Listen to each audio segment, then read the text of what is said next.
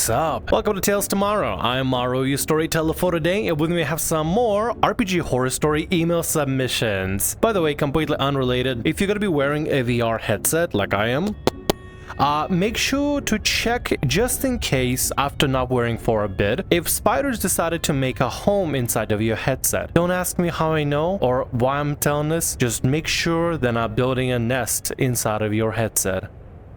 Anyway, let's go ahead and get some email submissions for today while I deal with my trauma. Player always feels the need to subvert the campaign by Seth. Hello, I'm going to preface this with the following statement. While a lot of this is obviously in hindsight, most of the games these players were in were fun.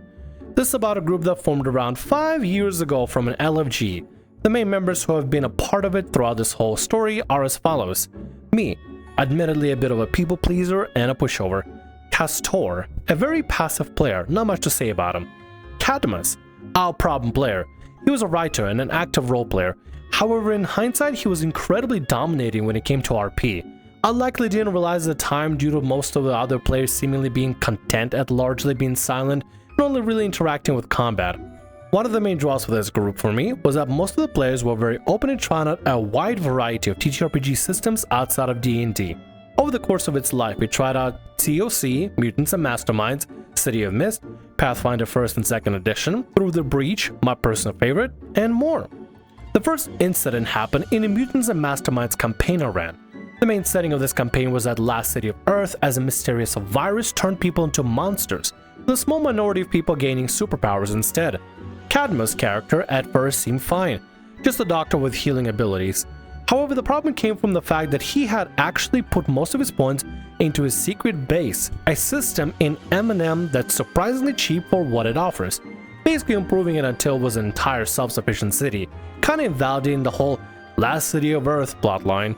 He would also send NPCs to this last city, functionally deleting them from the story. If you're supposed to be playing a game where you're supposed to be in a last city on Earth, but a player just can come and start with a second last city of Earth, that sort of validates the whole point of last city of Earth thing. Kind of feel like the GM, DM, storyteller, whatever, that's supposed to be the mediator of the campaign, I guess, is supposed to be like, yeah, no, you pick something else other than a city. I do like the last city on Earth premise, and also like a bunch of people turn into monsters, but some are gaining superpowers. I just recently started watching Fire Force. I'm not sure if you've seen that anime, but it's kind of cool, and it kind of has a similar presence or premise. Some people get superpowers while others turn into horrific, nightmarish fire creatures, basically. It's kind of cool. It's kind of neat. I haven't gotten far in it.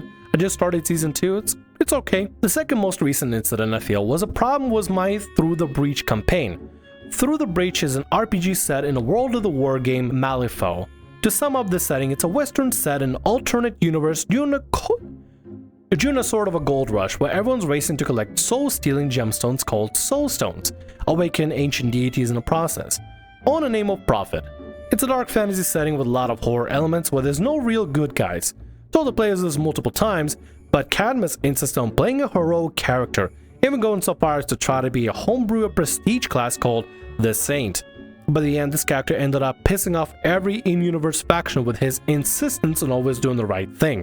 I eventually called off that game due to being unable to figure out how to untangle the mess this made, due to the party not being aligned with anyone like the game expects them to be. There is such a thing as being holier than thou and basically pissing everybody off. That could work really well. Like, you have a sense of justice, but maybe your sense of justice overpowers any kind of like regular morality, and you end up basically making horrible things, going full Anakin Skywalker in Star Wars, killing off the Padawan children because for the greater good sort of scenario. That could be a pretty interesting concept where you start morally thinking you're doing the right thing, but at the end of the day you start doing things that are for the greater good that are very morally questionable. That could be a decent concept, but let's continue. The final straw happened fairly recently as a new player has joined the group. I'll call them DM. We recruited them after the Through the Breach game fell apart for a short-lived game that died due to me being burnt out from live stuff. DM decided to take over in my stead, organizing a campaign based on fairy tale setting. Seizing the opportunity, I decided to play a fairy tale princess named Lenora on the run from her evil stepmother and arranged marriage. Cadmus decided to play drunk and disorderly disgraced knight. Same as before, he dominated the conversation, basically filling any kind of silence left by the other players and given no opportunities to really respond.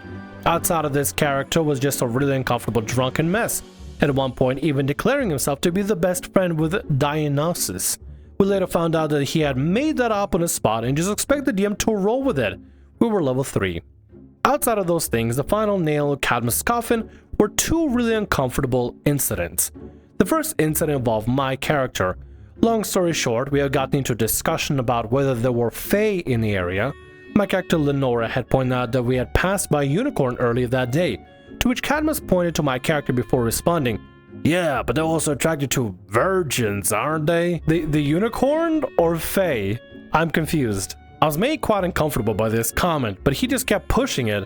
At one point, he even declared, "We can't remain all pretty and virgin forever," after Lenora made a comment to the effect of, "True love could be scientifically proven based on the fact that it's a common remedy for curses that works." I feel like it's implying something that I just don't get. I think I'm having a whoosh moment where something just flew over my head. Was there a point to him saying this? Was there some sort of implication that I'm just missing? I feel lost. The second incident took place in the free RP chat.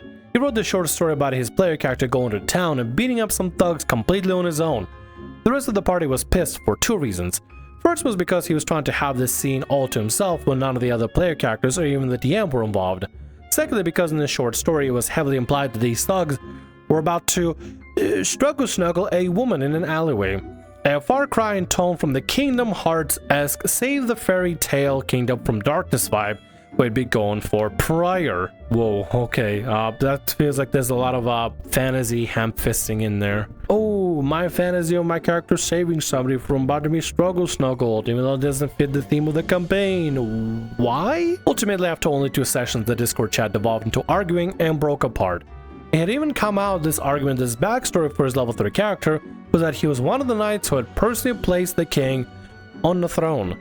Like I said, hindsight is 2020. The weird sexual topics hadn't really come up prior to the final campaign, so I'm not really sure what, if anything, changed. He had DM prior to.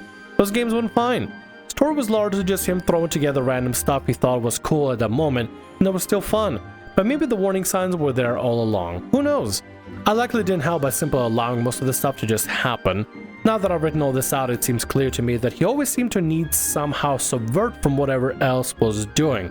Sorry if this is too long. Don't apologize for that. That was a great read. For real though, it feels like Cadmus is just the kind of guy that just kind of wants to either subvert expectations or to find a way to stand out, even if it's really awkward, you know? Wants to make sure his character is doing something different from everybody else or saying something that kind of, you know, gets the attention, but not a good kind of intention. Some people may think like, oh, if I just have eyes on my character by doing something weird or strange or weirdly obtuse, then maybe that's a good thing, because, you know, all publicity is good publicity kind of thing. But I think in this situation it sort of kind of show a red flag is that he doesn't even explain the fact that why he's going into this weirdly sexual or snuggly kind of things. It's just odd. Maybe it's a hidden fantasy that he's trying to kind of slowly ham-fist out there. I'm not fully sure. I don't know what is exactly going on. I suppose only Cadmus would know. But at the end of the day, yeah, Cadmus sounds like a really strange person. In a sense, I want to learn more about what he meant, but also I kind of don't, you know? Anyway, thanks so much for the story submission. That's quite alright. Let's get to the next story for today. Chaotic Good Anakin by Miles. Hey Tales, love his channel. You're definitely one of my favorite D&D channels out there, and I thought you might want to read a story about an unhinged Anakin Skywalker fan in our Star Wars CTRPG. My camera is going to be this now because I'm Tails now. I'm not showing my butt, I'm showing my tail. Stupid silly tiefling. Stupid silly tiefling doing stupid silly tiefling things. How dare you, tiefling. So about a year ago, my DM was running a Star Wars CTRPG at our local game shop. He didn't know the rules as well as he probably should have, but kind of filled in the blanks with D&D knowledge when in doubt, but overall he did a good job. Main problem? He was a paid DM, and that led to him being a bit of a people pleaser. Enter that guy, our 6th player of the campaign. Yes, 6 players. While most of us were playing as original characters, like me playing a Neimoidian bounty hunter, I probably mispronounced it, but who works for the Republic during the Clone Wars.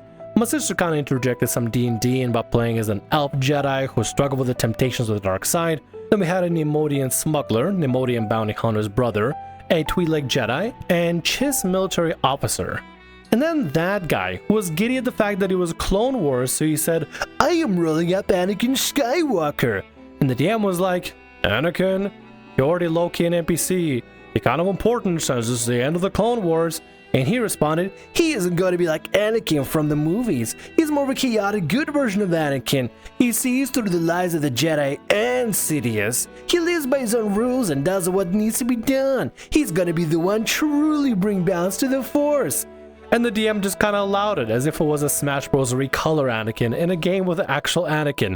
Literally, that guy even said, he will have dark red robes and a green lightsaber to distinguish him. But DM still made him weaker because we were all starting as level 1. But of course, he didn't want to hear that. With every RPG horror story that I've ever read, where the problem player goes, I want to make my character like this other character that exists in the world, but blank. I want my character to be like Scanlan from Critical Role, but I don't know, better. Or the one story about somebody wanted to play as, I think it was Ahsoka, but based. Remember that from forever ago? Usually these kind of things kind of go strange and weird, but with the way that's being described by this problem player, the concept they're doing, but I'm gonna play as a famous character, but even better because I know exactly what will make him better because of my meta knowledge and stuff. Instead of killing all the Padawan children, I'll kill twice as many Padawan children. I'll have 2 Death Stars. So the campaign spans a couple of planets from Naboo to Anaxis to Mustafar, to even sequel trilogy and KOTOR planets like Manaan or Jakku. We were involved in Clone Wars battles, including some the DM got from the show, secret missions, diplomacy, and even roleplay and visiting the town. Chaotic good Anakin initially seemed tolerable.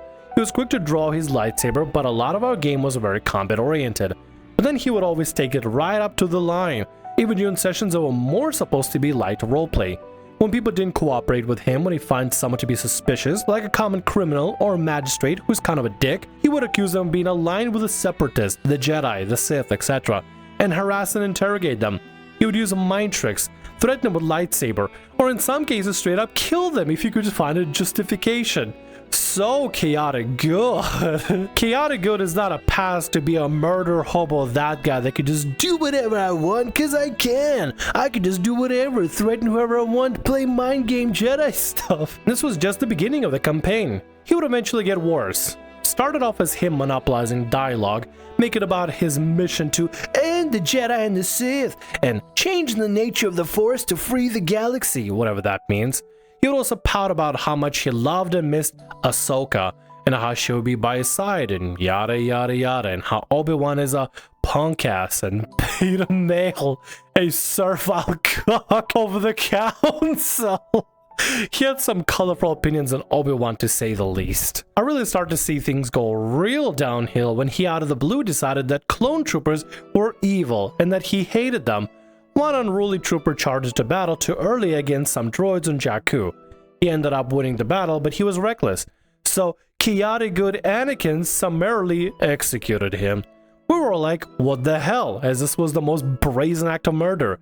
He claimed, I know the will of the Force, and it's showing me not to trust these freaking clone bastards. DM told him nobody knows about Order 66, and he just said, the Force is giving me bad vibes about them. My Anakin may not know about Order 66, but he does know clones aren't to be trusted. Plus, he was an insubordinate and effectively a traitor. I had my reasons. Think of it like what happened with Pong Krell. Yeah, nice comparison there. Pong freaking Krell. Gotta be honest, I don't know who Pong Krell is, but to execute a clone trooper because the vibes were off. The Force told me the vibes were off, so I murked him. God. That's so funny. Imagine if the Jedi were just executing people just because the Force told me the vibes were off. Oh, hold on, I'm getting transmission. Vibes off about you. Bam, you slain. The vibes are off. The Force demands the vibes be corrected. That's so stupid. Oh my god, I'm gonna have a headache. He was also contemptuous about the Jedi the whole campaign, but he eventually got to a point of Coruscant when he murdered a Jedi in cold blood after said Jedi called Ahsoka selfish for leaving the Order. This was only after he prodded him about Ahsoka, mind you. And he justified it saying, nobody talks about my girl that way. And we were all like, what the hell again? As we were all in character now fuming at him and telling him he'll be in so much trouble that we aren't murderers. And he just said, it's not murder, they don't find the body now, help me hide it. and the Republic guards were coming, so we hit him. Considering he's not actually Anakin, he's just Anakin but blank, right? He's Anakin but his own imagination of what will make Anakin better, which obviously would be the worst point. Like, this guy just playing as a fan fiction is so stupid. So stupid. He's not evil if they don't find the body. Oh my god, I'm gonna have an aneurysm. And then right after we hit the body, he also demanded a side quest to find Ahsoka in the underbellies of Coruscant, because I can sense she is there. Again, metagaming. And then if you don't think his obsession with Ahsoka is weird enough, he eventually says that once we find each other, we'll make love in the deepest, darkest pit of this planet. DM just said, ew, and no, you're metagaming again. You don't even know where Ahsoka is. That guy then starts getting furious and going on about how his entire character arc hinges on it, and DM is trying to calm him down, but that guy is dead serious, but eventually compromises and says, fine, we should go to the underbellies of Coruscant because we don't know what's down there. For all we know, Dooku could have secret droid factories down there. The rest of the party did not want to go, but he was not budging, so DM, as I said, really wanted to make us all happy, agreed to split the party. What you need is not a splitting of the party. What you need is to split this Anakin copy pasta in half. Not even Anakin. At this point, like, yeah, Anakin has his own flaws, and yeah, I did find Anakin at times annoying in some media because he was more, you know, brash and immature, but I guess makes sense because of his angst and everything. But still, this is the worst rendition of Anakin that I've ever seen. I'd rather have the regular Anakin than this. But the rest of us went on a smuggling mission to an asteroid and found a secret darksaber that was created long after the original. It was an interesting plot hook, but as we were doing that, chaotic good Anakin metagamed his way all the way down to the exact level Coruscant Ahsoka was on, looking for droid factories, basing it off knowledge of the Clone Wars show. This was unironically making the story increasingly lame, especially as the rest of us had to sit there and watch this schmuck of a reenactment of Clone Wars Season 7. Once we found Ahsoka, he killed the Marta sisters because out of game he hated the Marta sisters, and in game he just claimed they were probably separatists. He then started trying to RP Ahsoka and saying, Anakin, you came back for me. And then he said, Ahsoka, and Anakin kissed passionately. As DM interrupts him and says, bro, I control Ahsoka, and she's not doing any of that. I can't imagine the embarrassment of being at the table with this guy and he's going, oh, Anakin, you finally found me. Yeah, Ahsoka, I finally found you. Now let's make love. And everybody at the table just looking like, dude, what are you doing? Can you stop? That's so cringe. Like, I am cringe. I'm a tiefling on the internet in a VTuber avatar talking over RPG horror stories, and on that it's not even like a fraction of cringe that this guy is putting on. Ugh, this kind of cringe makes me want to crawl out of my skin, crawl out of it again, and then again, and then again, until I'm just a skinless husk. And then he says, what? No, I control Ahsoka since she is part of my backstory. And DM reminded him that he is basically a completely different Anakin isekai into this world. TM really didn't want to argue with this guy, but letting him metagame just to RP this was a bridge too far. He then got enraged and claimed that this is a fake Ahsoka and attacked her. She fought back and she was still a higher level than him, so he was getting walloped in the fight and out of game. He was becoming increasingly pissed. He was already accusing DM of being unfair and railroading and everything else, so DM eventually decided to just basically say screw it, as he realized he cannot please this man, and had Ahsoka jump up onto the factory ledge beneath a toxic boiling industrial sludge. As she said, it's over, Anakin, I have the high ground. To which we all laughed at the reference, except that guy, who was now basically screaming at the DM. He then said, I use enhance to jump at the bitch and stab her, as he jumped right into that with like 3 HP left. He rolled for the jump he was attempting and rolled a natural 1, tripped and fell into the sludge and burned up. Poetic, I guess. IRL, that guy was now even more furious and effectively throwing a temper tantrum in the game store as DM realized this guy was done, so he just let him rant about how he set him up and denied my player agency, and even saying, ought to beat you to death, until the owner of the store had enough of it and kicked him out. Next week we moved on, went on a massive quest to uncover the mystery of this new darksaber, and basically turned chaotic good Anakin into an inside meme from our group to make fun of him. I cannot imagine for the life of me somebody actually doing this unironically. Part of me thinks, part of me, you know, I'm gonna say something. Part of me hopes this story is overly embellished because I can't imagine the amount of cringe somebody has to stomach at the table to experience somebody like this. And part of me, it would be mental torture to be around somebody if that was a real person. If it is a real person, my condolences for all the psychic damage y'all took just dealing with this cringe lord. It's just, I can't even imagine, dude. I want to like crawl out of my skin 7 times by now at this point. Like I said, be just a skinless husk in a corner somewhere. But overall, the trash took itself out. And you know what? I appreciate your story submission. That was incredible. This is just another character of, I want to play that character but blank as the worst possible choice for a character to have, because the people playing it just want to play the cringy little fan fictions instead of playing as an actual original character they came up with themselves. They just want to play this weird fan fiction version of the character they just imagine to think of for whatever reason. But thank you so much for the story submission. I appreciate you. And with that, that's going to be all our stories for today. I want to thank you very much for watching, and thank you so much for being here. If you like what I do, consider subscribing to the channel and leaving a like. Also, if the RPG Horror Stories ever goes down, or if you want to submit your own personalized horror story, email is down in the description below. I'll see you again in more Tales Tomorrow. Bye-bye.